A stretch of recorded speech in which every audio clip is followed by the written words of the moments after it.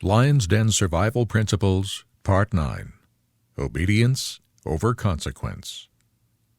O Nebuchadnezzar, we do not need to defend ourselves before you in this matter. If we are thrown into the blazing furnace, the God we serve is able to save us from it, and he will rescue us from your hand, O king. But even if he does not, we want you to know, O king, that we will not serve your gods or worship the image of gold you have set up. Daniel chapter 3, verses 16 through 18.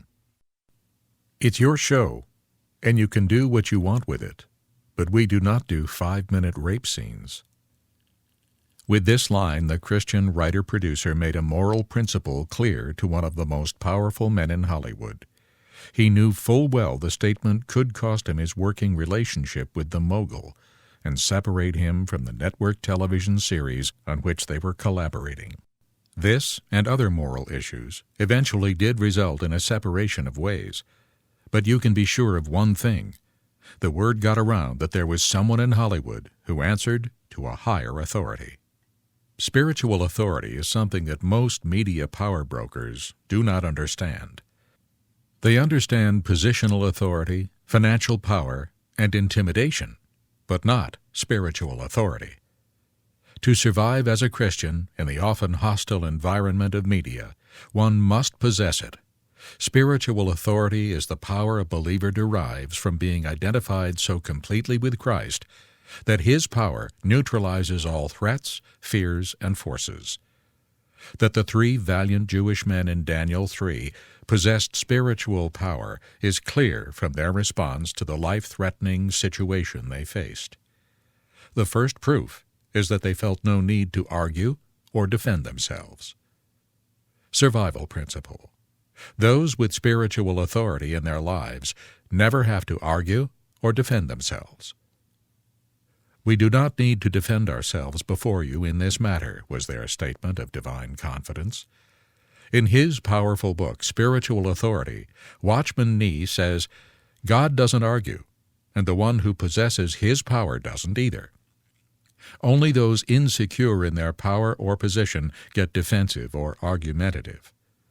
The second proof that Shadrach, Meshach, and Abednego were tapped into God's power was that they were totally unshakable. Survival principle. Those whose lives are built on the foundation of their faith in an all-powerful God are unshakable. The Christian who trembles in fear of man's consequences and violates God's law to accommodate human threats doesn't understand God's power or his consequences. The God we serve is able to save us, and he will rescue us from your hand, was the way the Israelite men expressed their confidence in the power they possessed in God's care. I'm convinced that the only ones able to deal successfully with the insecurities, pressures, threats, intimidations, and occult principalities at work in media are believers who are secure in God's defense of them. The 3 Hebrew slaves then made a stunning declaration which indicated they had not lost touch with unpleasant reality. They boldly declared, "But even if he does not save us, we want you to know, O king, that we will not serve your gods or worship the image of gold you have set up." In saying this, the 3 acknowledged they did not possess the full knowledge of God's plan for their lives, and that sometimes things don't turn out well for God's followers. But they could see beyond present circumstances to distant benefits. Survival principle. Count on the long-term rewards of obedience, even if the short-term situation goes against you. The writer-producer above had 3 other professional opportunities in hand within 1 hour after being let go for not supporting the values of the executive producer of the show.